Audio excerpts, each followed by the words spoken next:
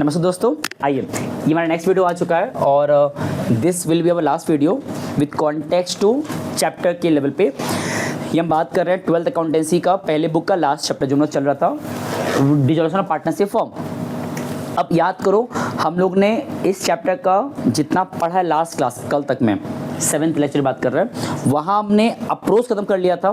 But मैंने कल ये बात कहा था that we will finish this chapter today, मतलब एक बार और पढ़ने के बाद एंड अप करेंगे। थोड़ा जाते हैं फ्लैशबैक पे। याद करो, फर्स्ट वीडियो हमारा था किस पे, लेक्चर, सिर्फ इस चैप्टर के बेसिक कॉन्सेप्ट को बताने में चला गया था, है ना। सेकेंड थर्ड पेन नहीं फेंकते, गंदी बात।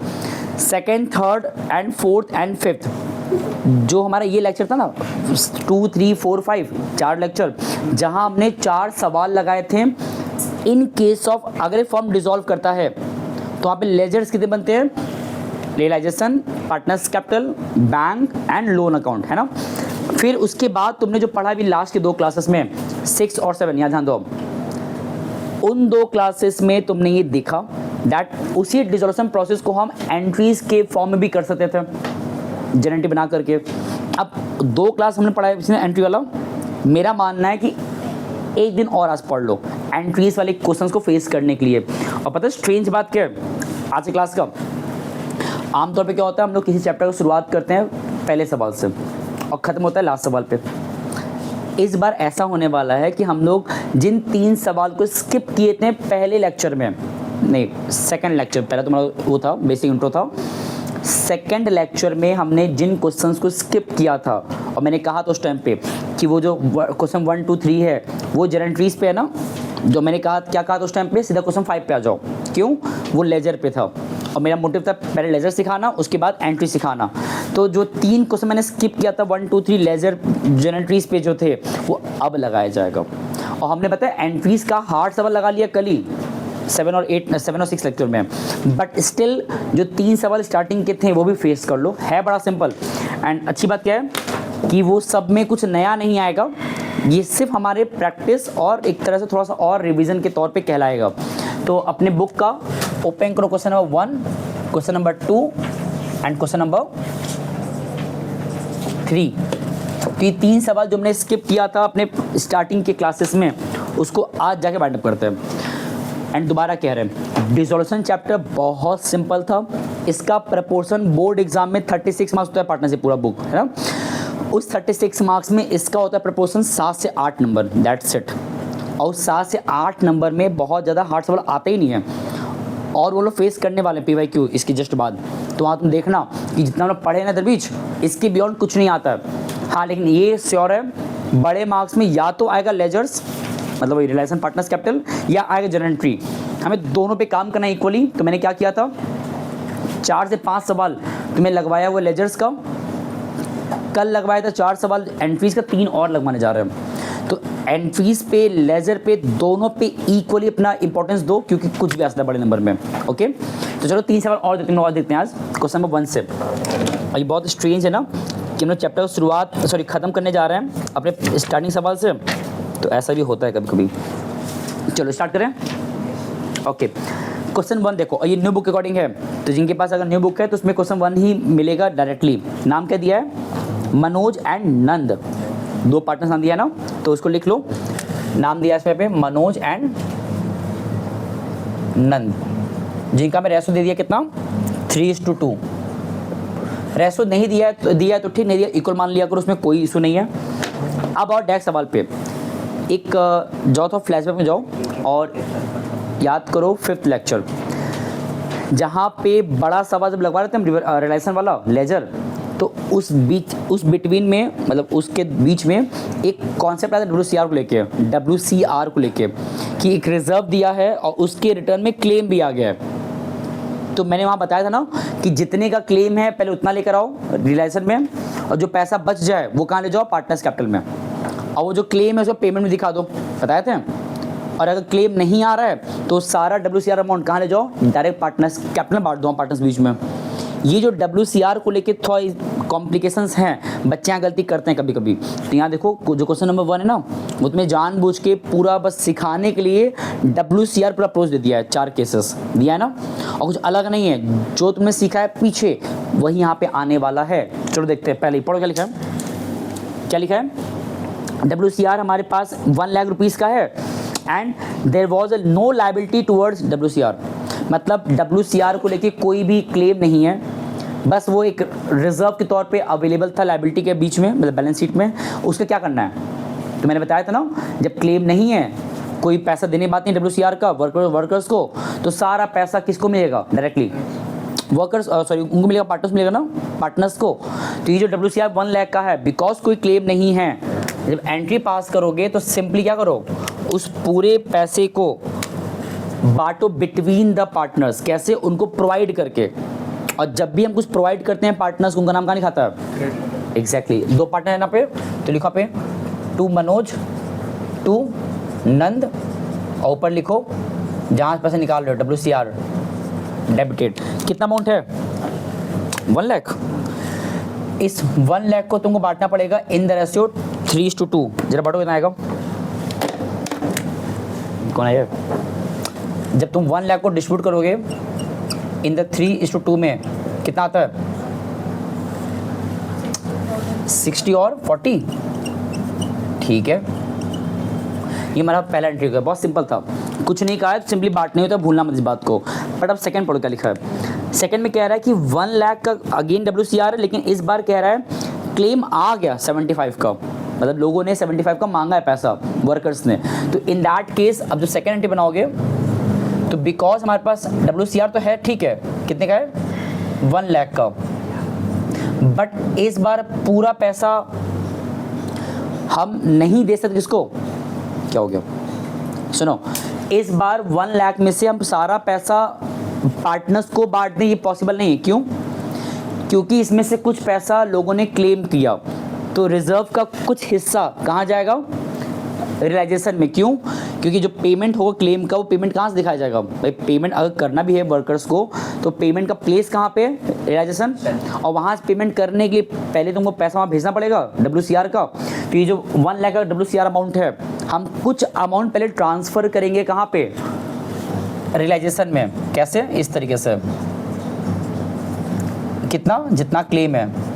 अब जो पैसा रिमेनिंग रह गया वो मिलेगा पार्टनर्स को, टू मनोज एंड टू नंद। और जो पैसा रह गया, कितना रह गया है, आई होप पैसा रह गया 25,000, उसको बांट दो इन द ओल्ड रेशो, जो रेशो गिवन दिया है। और जब बांटोगे कितना आता है, ये तुम्हारा आएगा बांटने पे कितना बताओ, 3/5, 15,000, 10,000। हम नरेशन लिख नहीं रहे इस बार, बिकॉज इतना तो अंडरस्टूड है। ये देख लो सिर्फ इतना कि मैंने क्या किया, रिजर्व का कुछ पैसा पहले कहाँ ट्रांसफ़र किया, रियलाइजेशन में। क्यों, क्योंकि वहाँ से पेमेंट किया जाएगा, यहाँ पे तुम्हें पेमेंट का एंट्री नहीं दिखाना है, सिंपली सिर्फ उस WCR का जो अमाउंट है, जितना क्लेम मांगा जा रहा है, वहाँ ट्रांसफ़र दिखा दो रिलेशन में। याद करो जो एडमिशन चैप्टर था, रिटायरमेंट था, वहाँ भी यही सेम अप्रोच था, बस फ़र्क कितना था, वहाँ पे तुम WCC लिखते थे, वर्कमैन कॉम्पेंसेशन क्लेम, है ना, वहाँ पेमेंट होता नहीं था, बस क्लेम लिख के छोड़ देते थे। बट यहाँ तुम्हें कोई नया वर्ड क्रिएट करना नहीं है, क्लेम का जो वर्ड है यहाँ तो WCR, यहाँ पे WCC, तुम कोई न्यू वर्ड क्रिएट नहीं करोगे, सिंपली जितना रिजर्व का पैसा देना है क्लेम के तौर पे, उसको ट्रांसफ़र करो रिलेशन के लेजर में, नॉट WCC मत ला देना, एंड बाकी यहाँ से पेमेंट हो जाएगा। पेमेंट कैसे हो जाएगा, relation account debited to bank 75,000, but payment नहीं दिखाना है, तुम्हें सिर्फ ट्रांसफरिंग दिखाना है कि WCR करना कैसे क्या है। एक और देते, तीसरा पढ़ो क्या लिखा है। अगेन WCR दिया 1 लाख का, लाइबिलिटी दिया है 120 का, पैसा बढ़कर आ गया। अब क्या करें, हमारे पास जो रिजर्व है WCR वो कितने का है, 1 लाख का, बट जो लोगों ने क्लेम मांगा, वर्कर्स ने कितना मांग लिया, अब 1,20,000 का मतलब होता है कि तुम पेमेंट जब करोगे कितना पे करोगे, 1,20,000, हाँ है ना। बट अभी फिलहाल आ रहा है, इसकी बात आ रही है कि इसका हम क्या करें, WCR का। जब रिजर्व ही 1 लाख का है, तो तुम जो ट्रांसफ़र करोगे पैसे को रिजर्व के वहाँ पे रिलेशन में क्लेम देने के लिए, क्या इससे अधिक रिजर्व ट्रांसफ़र कर सकते हो।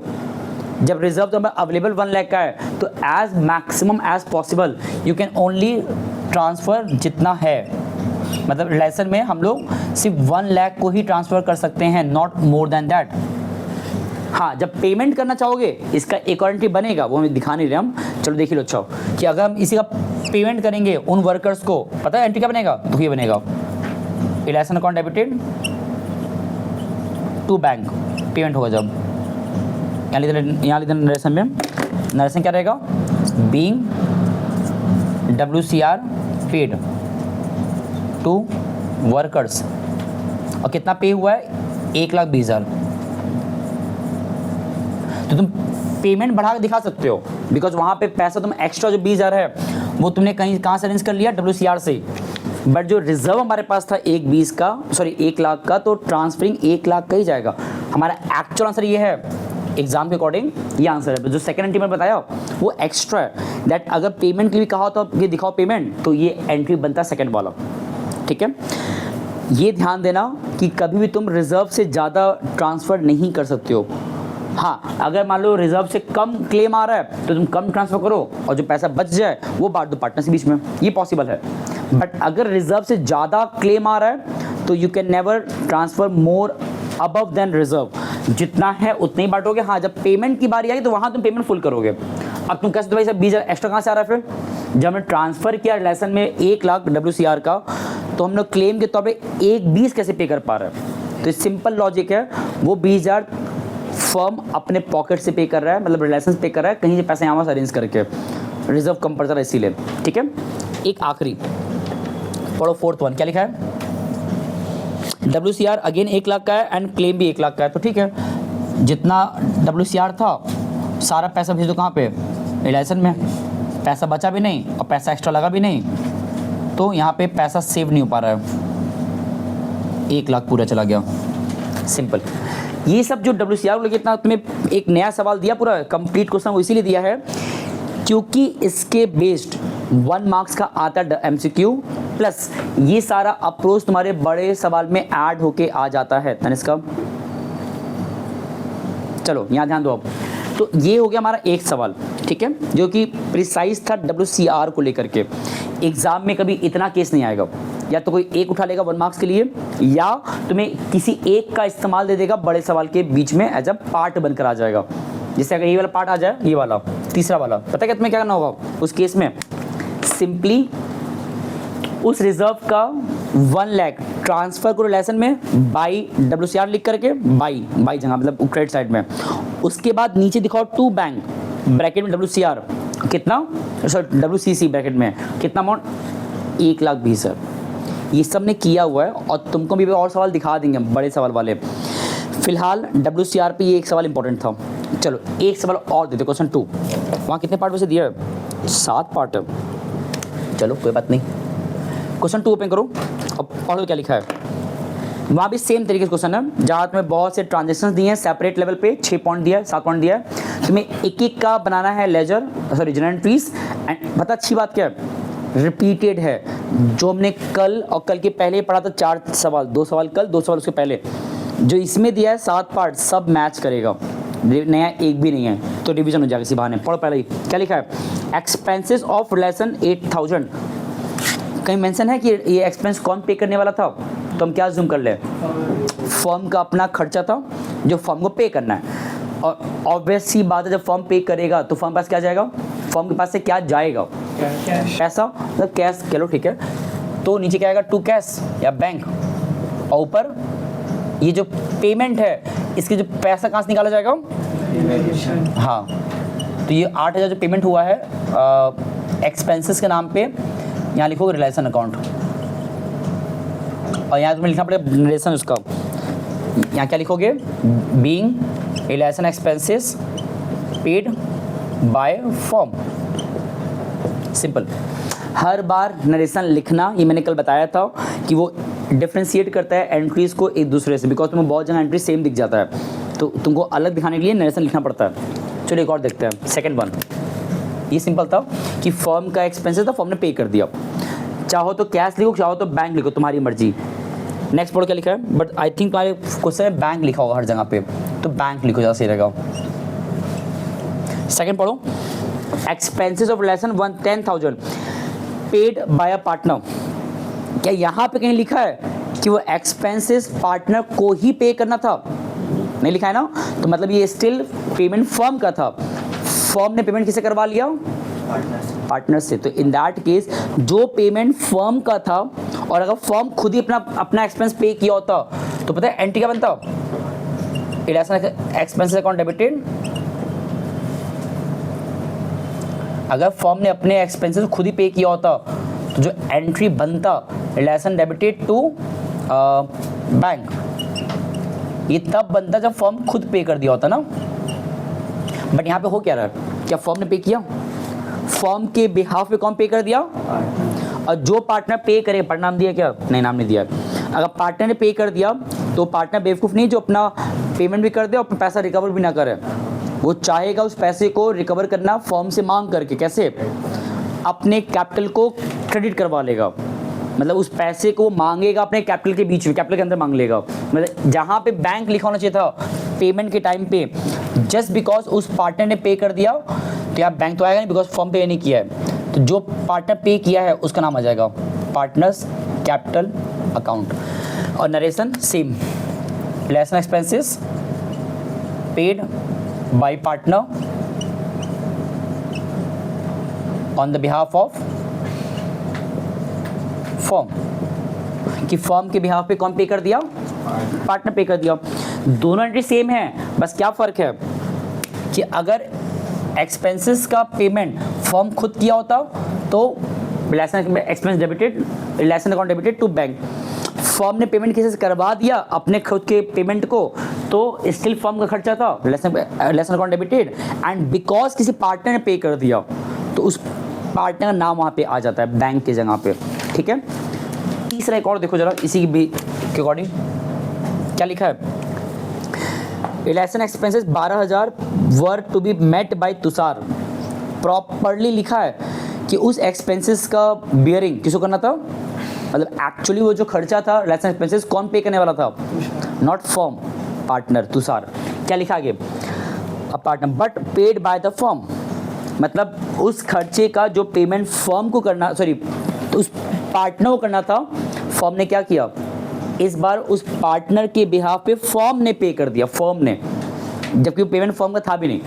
But still as per question अगर फर्म ने पे कर दिया तो फर्म बस क्या जाएगा, कैश पैसा जाएगा, तो नीचे क्या आएगा, to bank account, because firm ने पे किया है। अब ये बताओ ये खर्चा फर्म का था क्या, तो ये जो पेमेंट फर्म ने किया ठीक है, बट बिकॉज ये पेमेंट फर्म का नहीं था, फर्म ने on the behalf of Tushar पे कर दिया, तो फर्म उस पैसे को रिकवर करेगा तुषार से। जिस तरह यहाँ पे क्या था, जिस तरह यहाँ पे पार्टनर रिकवर कर रहा है फर्म से मांग करके, तो उसी तरह यहाँ पे क्या होगा, फर्म अपना पैसा रिकवर करेगा तुषार से। कैसे रिकवर करेगा, उसे बाहर के पैसा मांग के नहीं, सिंपली उसके कैपिटल को डेबिट में रख करके। जब तुम पार्टनर को देते हो तो क्रेडिट लिखते हो, और जब उनसे मांगोगे तो कहाँ लिखोगे। तो यहाँ पे तुषार का पेमेंट अगर फर्म ने कर दिया तो फर्म अपना पैसा रिकवर कर रहा है, उसी तुषार को कहाँ रखा के, लिख के डेबिट में। कितना अमाउंट है इसका, 10,000 है, 12,000 है। देखो यहाँ पे ध्यान देना, बहुत ध्यान देना कि ये जो एक्सपेंसेस का 3 कंडीशन बड़ा इंपॉर्टेंट है। पहले में क्या था, पेमेंट फर्म का था, फर्म ने खुद पे कर दिया। सेकंड में क्या था कि पेमेंट फर्म का था बट एक पार्टनर पे कर दिया। थर्ड में पेमेंट पार्टनर करना था, फर्म ने कर दिया पेमेंट फर्म पार्टनर के बिहाफ पे। तीनों केस अलग है और इस पे 1 मार्क्स में 3 मार्क्स में एग्जाम में आ ही जाता है। और तुम लोग भी आज हम सवाल दिखाने वाले बोर्ड एग्जाम का, जहाँ पे सवाल ये सब आया हुआ है। और बहुत सिंपल होता है, फर्म ने पे किया तो टू बैंक, और बिकॉज पेमेंट फर्म का नहीं था तो फर्म यहाँ पे रिलेशन अकाउंट डेबिट नहीं ले सकता। अगर फर्म को खुद का खर्चा रहता तो यहाँ आता realisation account debited to bank, but because ये पेमेंट फर्म का नहीं था तो वहाँ पे जिसके नाम का पेमेंट था फर्म उसी नाम को वहाँ लिख देगा डेबिट में, उसे पैसा रिकवर करने के लिए। क्लियर। आ जाओ एक और, फोर्थ वन पढ़ो क्या लिखा है फोर्थ में। सुरेश पार्टनर है, was paid remuneration of 10,000 and he was to meet all the expenses. Okay. अच्छा, तो Suresh a partner was paid remuneration। अगर हम एक पार्टनर को रेन्यूमरेट कर रहे हैं, मतलब उसको कुछ दे रहे हैं, तो किसी पार्टनर को कुछ भी देने का तरीका क्या होता है, उसको डेबिट करना या क्रेडिट करना, क्या करना, सिंपल है। तो यहाँ पे जब तुम रेन्यूमरेशन देने वाले हो पार्टनर को, तो ये जो वर्ड रेन्यूमरेशन, ये वर्ड तो क्रिएट होगा नहीं, फॉर्म डिसॉल्व हो रहा है, तो तुम क्या चाहोगे, कोई नया वर्ड क्रिएट नहीं करना है, बस क्या चाहोगे कि उस पार्टनर को दिया जाए, बट कैसे दिया जाए, उसके कैपिटल को क्रेडिट में लिख करके। तो यहाँ पे सुरेश को दिया जा रहा है ना रेन्यूमरेशन, तो नीचे क्या आएगा, to Suresh capital account, to Suresh capital account, कितना अमाउंट है 10,000। एंड उसके बाद ये जो पैसा फर्म दे रहा है 10,000 रुपया, ये पैसा कहाँ से आएगा, हाँ ये ध्यान देना कि फर्म जो भी पेमेंट करता है या पैसा रिसीव करता है, वो सब तुम्हारा जो एंट्री होता है वो कहाँ जाता है, रियलाइजेशन में होता है। सिंपल था, यहाँ पे जो आगे बात जोड़ा कि he has to bear all the expense, वो एक एक्स्ट्रा बातें कहा है, वो कंफ्यूज करके दिया है कि वो सारे एक्सपेंस बियर करेगा, वो ठीक है, बट यहाँ एक्सपेंस बात ही नहीं दिया, तो कुछ अमाउंट दिया नहीं था, उसे इग्नोर करो। बस वहाँ पे जो वो चीज़ कहा था कि he has to provided remuneration, in that case उसको तुम रेन्यूमरेट कैसे करोगे, कैसे उसको तुम दोगे रेन्यूमरेशन का पैसा, by creating his capital account, और ये पैसा फर्म दे रहा है तो फर्म के लिए खर्चा है, और जो एक्सपेंसेस का ट्रीटमेंट है वो कहाँ से किया जाता है, रियलाइजेशन से। मैक्सिमम काम डिसोल्यूशन का रियलाइजेशन से ही होता है, मैंने बार बार कहा है, ठीक है। चलो ये तो आसान था। नेक्स्ट पढ़ो क्या लिखा है, 5th one, Veeru a partner was paid remuneration 15,000 and he has to meet all the expenses. Same बात रिपीट कर रहा है ना कि अगेन हमें उसे क्या देना है, रेन्यूमरेशन 15,000 का दे दिया जाए। कैसे देंगे, अगेन उसके नाम क्या करेंगे हम लोग, नीचे ले आएंगे, टू वीरू कैपिटल अकाउंट, कितना अमाउंट है 15,000, और इस 15,000 देने के लिए फर्म क्या करेगा, अपने रियलाइजेशन से पैसा निकालेगा, क्या चाहिए, स्किल। मतलब वीरू को रेन्यूमरेशन, अच्छा मैंने गलती कर दिया, बताओ क्या गलती किया है, गेस करो, हाँ यहाँ लिख देना अपना, जैसे यहाँ पे क्या था इस वाले में, हम लिखे नहीं है, थोड़ा देखने में ऑकवर्ड लग रहा है, लिख लोगे हाँ है ना। यहाँ क्या रहेगा कि being realisation expenses paid by firm on the behalf of Tushar, ये नहीं हुआ था, हुआ था। यहाँ पे क्या था, रेन्यूमरेशन प्रोवाइडेड टू सुरेश, यहाँ पे रेन्यूमरेशन प्रोवाइडेड टू वीरू, लिख लो कैसे। अच्छा इसमें एक बात और जोड़ दिया है, क्वेश्चन खत्म नहीं हुआ है, actual expenses amounting to 20,000 which were paid by the firm, ये भी लिखा हुआ है, actual expenses amounting to 20,000 which were paid by the firm. Realisation expense जो 20,000 का था कौन पे किया है, बट ऊपर क्या लिखा था कि वो एक्सपेंस पे करने का जिम्मेदारी किसका था, हम पढ़ रहे ऊपर को लिखा था कि Veeru a partner was paid remuneration 15,000 दे दिया गया, अच्छी बात है। फिर उसमें कह रहा था कि he has to meet all the expenses, मतलब उनका ये दायित्व था, जिम्मेदारी था, रेस्पॉन्सिबिलिटी था कि he has to bear all the expenses, है ना। बट उसके बिहाफ में कौन पे कर दिया, फर्म ने पे कर दिया ना। इसको दो पार्ट में समझो, उसको दिया गया रेन्यूमरेशन, तो यहाँ लिख दो पहले पे, being remuneration paid to Veeru, उसको दे दिया गया। बट इसमें एक बात और कह दिया था कि एक्सपेंसेस भी वीरू को पे करना था, जबकि वीरू ने पे ही नहीं किया। लिखा है ना कि जो एक्सपेंस वीरू के नाम का था कि उसको पे करना चाहिए था, लास्ट में क्या लिखा हुआ है, दैट एक्सपेंस बेसिकली फर्म ने पे कर दिया। तो अगर फर्म पे करेगा तो फर्म पास क्या जाएगा, फर्म पास से क्या जाएगा, पैसा, कितना अमाउंट है 20,000 है। और ये जो पैसा फर्म ने पे कर दिया वीरू के बिहाफ पे, क्या ये पैसा फर्म अपना रिकवर करेगा वीरू से मांग के, हाँ है ना। कैसे, उसके कैपिटल को डेबिट करके, तो यहाँ ऊपर क्या आएगा, वीरू कैपिटल अकाउंट। तो ये तुम नोटिस कुछ करोगे, मैंने इसी एक एंट्री का ट्रांजेक्शन का दो एंट्री बना दिया। एक में क्या है कि वीरू को रेन्यूमरेशन दिया गया, और एक में, अरे यार यहाँ लिखना भी तो रहता था मुझे, being realisation expenses paid by firm on the behalf of Veeru, कि वीरू के बिहाफ पे फर्म ने पे कर दिया। अब ये जो दो एंट्री मैंने बनाया अलग अलग, दोनों सही है, गलत नहीं है। इतने बड़े ट्रांजेक्शन में क्या था कि एक तरफ उसको दिया गया रेन्यूमरेशन, ठीक है, फिर एक तरफ उसके बिहाव फॉर्म ने पे कर दिया तो फॉर्म ने अपना पैसा रिकवर किया उसको डेबिट करके, ये भी ठीक है। क्या हम इन दोनों एंट्री को मर्ज नहीं कर सकते हैं? ये अगर ऐसे करोगे तो गलत बिल्कुल नहीं है, बट हम पता है इसको जोड़ के एक सिंगल एंट्री पास कर सकते थे, बट उतना दिमाग अगर चला पाओ तो ही करना, वरना गलती मत करना एग्जाम में, ठीक है ना। गैस करो, ये देखो ध्यान देना, तुम एक तरफ वीरू को 20,000-15,000 दे रहे हो, फिर उसी वक्त तुम वीरू से 20,000 मांग भी रहे हो। मतलब ये ऐसा कुछ है ना कि 15 दे के 20 मांग रहे हो, तो हम कह रहे हैं कि 15 देना ही क्यों है, तुम उसे 5 मांग लो, काम हो जाएगा। मतलब कहने का है हम उसके हाथ में 15 दे रहे हैं, फिर उससे 20 मांग ले रहे हैं, फ़ायदा क्या है इतना लंबा काम करने का। हम उसको 15 दे ही ना और उसको ये बोलते हैं कि तुम मुझे 20 मत दो, बस मुझे 5 दे दो, 5,000, काम चल जाएगा। तो कैन वी से लाइक दिस, इसको मर्ज करने की बात कर रहे हैं हम कि अगर ये एंट्री बना होता वीरू को तुम करो डेबिट कितने से, ओनली 5,000 से, क्योंकि 15 दे के 20 मांगने के बजाय तुम सिर्फ 5 मांगो तो भी काम हो गया। दूसरी चीज़, कितना हमारा एक्सपेंस हुआ है 15,000 का ना फॉर्म का, तो ऊपर जो होता है रिलेशन कितने सिखाएगा 15,000 से, और कितना पैसा गया फॉर्म का,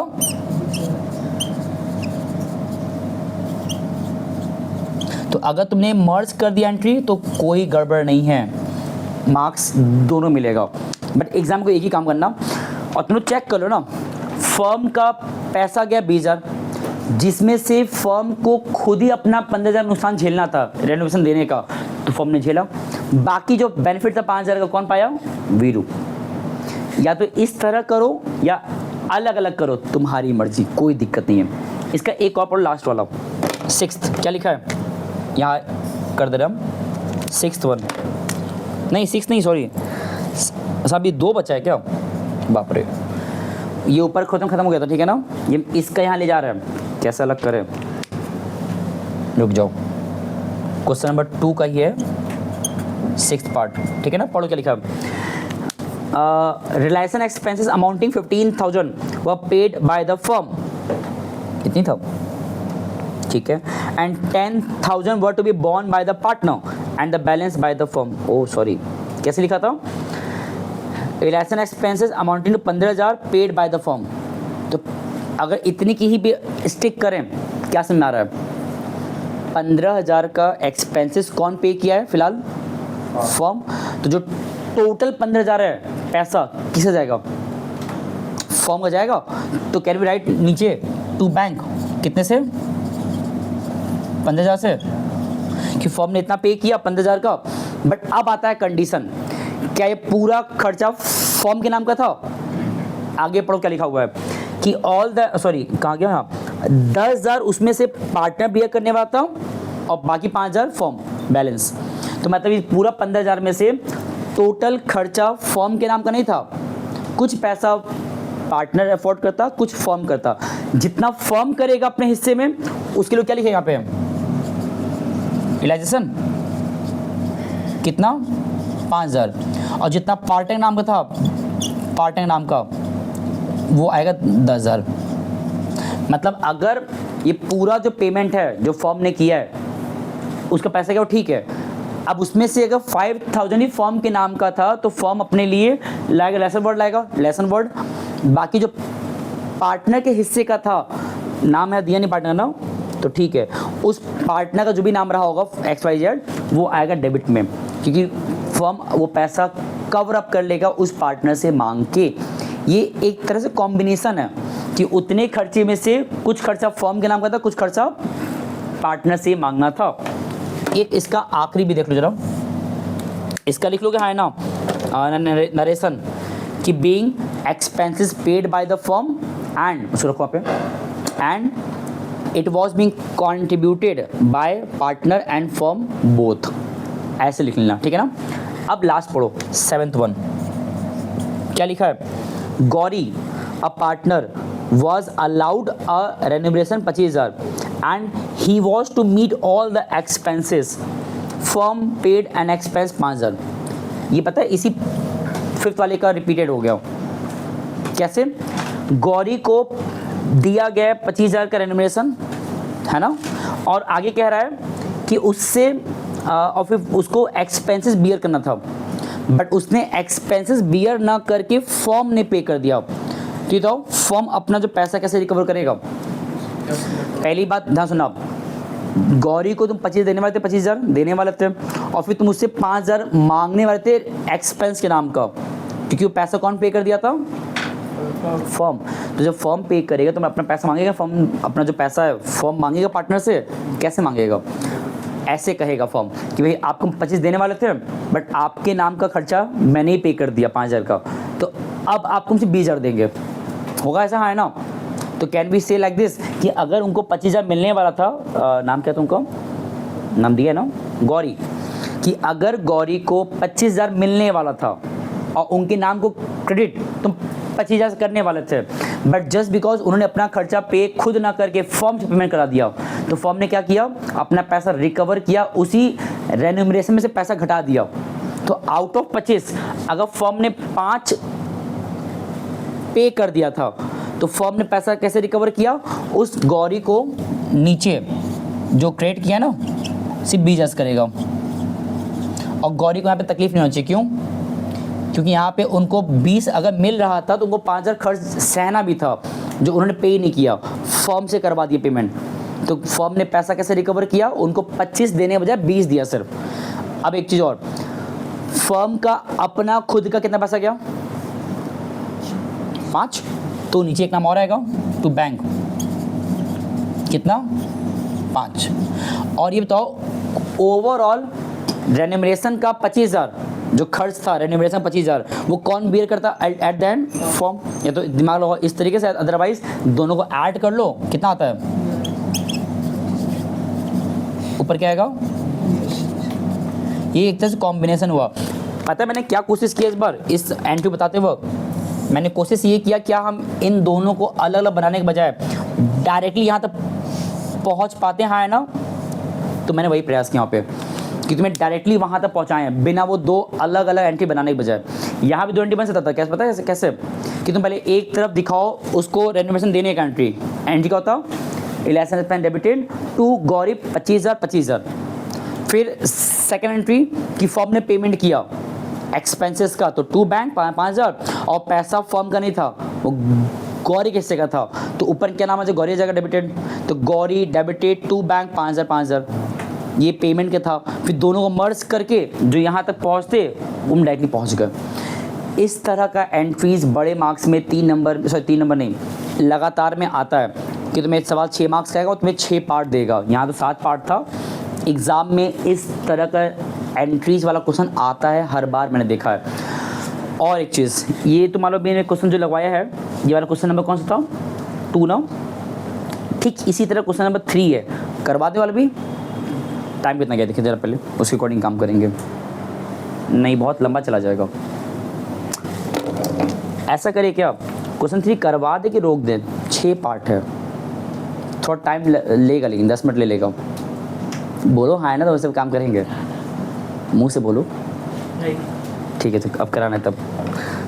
तुम अगर कहे होते कि नहीं कराना तो नहीं कराते हम, बट तुम्हारी बात क्यों माने? मजाक कर रहे। चलो देख लो, कोई दिक्कत नहीं, हो जाएगा। स्पीड में करेंगे। लाइए पकड़ो, क्या लिखा है उसमें? पहला पढ़ो, एल अ पार्टनर।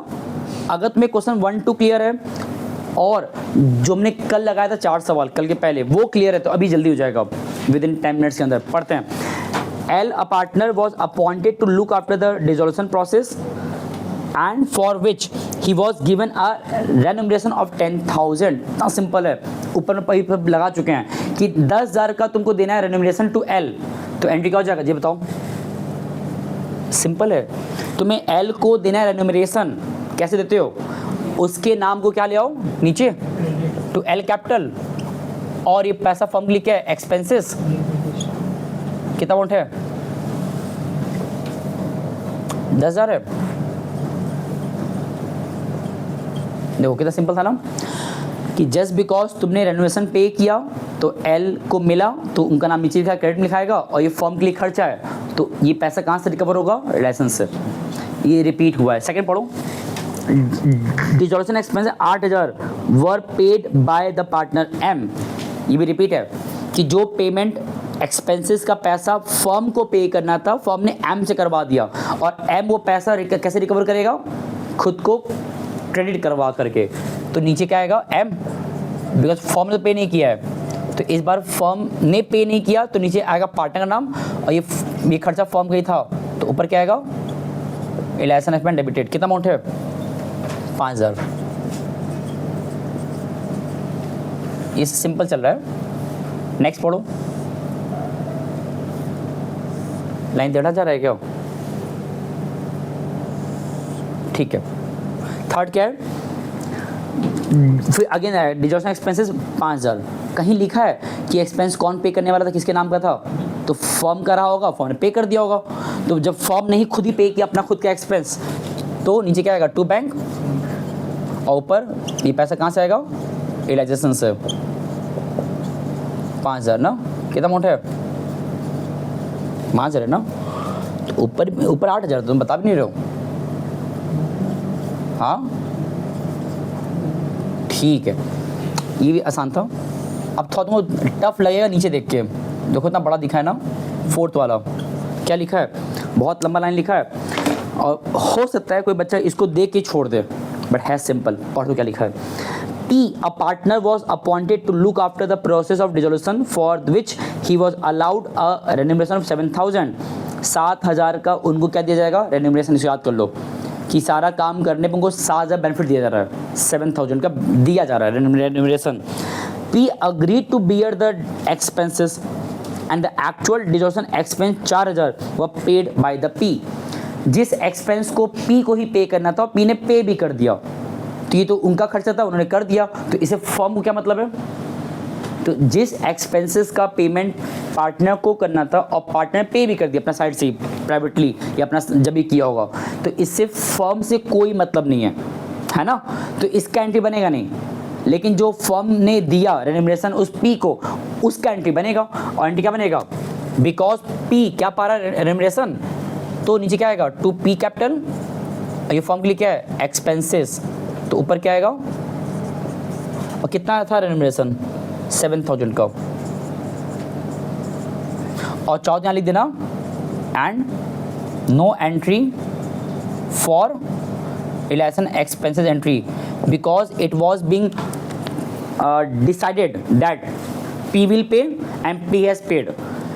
पी को पे करना था, पी ने दे भी दिया, तो इससे फर्म से कोई मतलब नहीं है, तो उसका एंट्री नहीं बनेगा। बट जो पी को प्रॉमिस किया गया टू गिव हिम रेन्यूमरेशन, उसका एंट्री बनेगा, क्योंकि वो फर्म को खुद का खर्चा था। हम देखो नरेशन इस बार लिखे नहीं है कहीं भी, बिकॉज अपने इतना तो एलिजिबल हो, आई होप लिख पाओगे जितना मुझे उम्मीद है, क्योंकि नरेशन में होता क्या है, जो दिया वही छापना होता है उस नरेशन जगह पे, ट्रांजेक्शन। नेक्स्ट पढ़ दो, फिर इतना लंबा छोड़ दिया है। 5वां, जब भी इतना लंबा बातें कहे तो परेशान नहीं होना है, उसमें बातें सिंपल होता है, बस रीड करना सीखो। क्या लिखा है, N a partner was appointed to look after the process of dissolution for which he was allowed remuneration 9,000। वही सेम रिपीट हुआ है कि इनको भी 9,000 का क्या देना है, remuneration.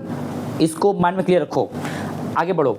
N agree to bear the expenses and the actual dissolution expense 4,000 हुआ था, बट इस बार लिखा है पेड बाय द फर्म। जो एक्सपेंस पे करना था एन को, कौन पे कर दिया, फर्म। अब फर्म इस बार अपना पैसा रिकवर करेगा एन से मांग के, है ना, क्योंकि पेमेंट एन को करना था ना एक्सपेंसेस का। अगर एन के बिहाफ पे फर्म पे कर दिया, हम कोशिश तुम्हें करेंगे इस तरह करने का डायरेक्टली। कैसे, एक तरफ एन को हम प्रोवाइड क्या करते हैं रेन्यूमरेशन, कितने रुपए का, 9,000 का, और उसी वक्त उसको जो 4,000 पे करना चाहिए था एन को, फर्म ने कर दिया, तो फर्म क्या करेगा, अपना पैसा रिकवर करेगा। और कैसे रिकवर करेगा, उसको ऐसे बोला जाएगा कि भाई आपको 9,000 मिलने वाला था फर्म से, 9,000 मिलने वाला था, और बिकॉज आपने अपना एक्सपेंस पे नहीं किया, तो उस एक्सपेंस को फर्म रिकवर कर रहा है, उसी रेन्यूमरेशन पैसा काट के दे रहा था आपको। तो 9 में से 4,000 फर्म काट के उनको दे देगा 5,000 रुपया। तो मतलब एक तरह से नेट इफेक्ट देखो, अगर नेट इफेक्ट तो क्या देख रहे हो, टू एन कैपिटल कितने से आएगा, ओनली 5,000 से आएगा। मतलब रेन्यूमरेशन के तौर पे जो उनको 9,000 मिलने वाला था एन को, बिकॉज वो अपना एक्सपेंस खुद नहीं पे किए, फर्म से पे करा दिए थे, तो फर्म ने क्या किया, पैसा काट के दिया। होता नहीं है, एक बच्चा मन पढ़ रहा है, किसी टीचर बच्चे पढ़ रहे हैं, तो जो सैलरी मिलता है उस टीचर को, वो उस बच्चे के फीस को काटने बाद मिलता है कॉम्पेंसेशन के तौर पे। भाई कि तुम सैलरी दोगे फिर बच्चा का तुम सैलरी अलग पे करोगे, बच्चे का फीस पे करो, क्या मतलब है? स्कूल क्या करता है, डायरेक्टली पहले काट देता है। तो यहाँ वैसे ही है कि एन को हम 9,000 देते हैं, फिर उनसे 4,000 मांगते हैं। इट्स बेटर ना हमको 9,000 देंगे ना 4,000 मांगेंगे, सिबलिंग को 5,000 देंगे। एडजस्ट हो गया। और एक बात, इस पूरे में फर्म ने कितना पे किया है बताओ? फर्म ने पे किया 4,000, और जो फर्म का कंप्लीट खर्च हुआ रेनोवेशन पे करते हुए कितने का हुआ है? 9,000 का। ये जो कंबाइंड एंट्री बनता है ना, इसमें गलती ना होने पाए तो दो ही तरीका है। थोड़ा लॉजिकली सोचो कि भाई 9,000 फर्म देने वाला था renovation, that is the actual expense for the firm, तो इतना आ गया। फिर 9 देने के बाद फर्म ने 4,000 पे कर दिया, तो वो पैसा फर्म रिकवर भी कर रहा है उसी एन से मांग करके। कैसे रिकवर कर रहा है? उनको 5,000 देकर सिर्फ, और बाकी 4,000 फर्म को चला के पैसा ऐसा कैश के तौर पे। इस तरह रख कर पाओ तो भी कोई टेंशन की बात नहीं है। तुम इसको ब्रेक करो और प्रॉपर ऐसे बनाओ अलग एंट्री। इसका अलग एंट्री कैसे बनेगा? पहला, if you are giving renovation to N, entry क्या हो जाएगा? Relation account debited to N 9,000। फिर फॉर्म पे कर रहा है तो टू बैंक, और ये पैसा फॉर्म रिकवर करेगा एन से, तो एन डेबिटेड टू बैंक 4,000। ये भी सही था। जैसे ऐसे करो या ऐसे डायरेक्टली करो, तुम्हारी इच्छा। एक आखिरी पढ़ो, लास्ट वन, 6th वन।